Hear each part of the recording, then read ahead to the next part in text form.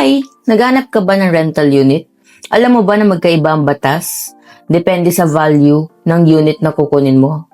Pag-usapan natin yan.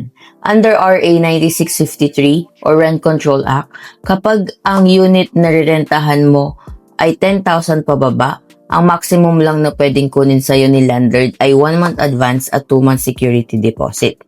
Pero kapag mid to high end, condo o premium unit ang kukunin mo, exempted ito sa lahat ng rental caps. Dito, ang magiging batayan na napagkasunduan nyo ni landlord ay ang lease contract.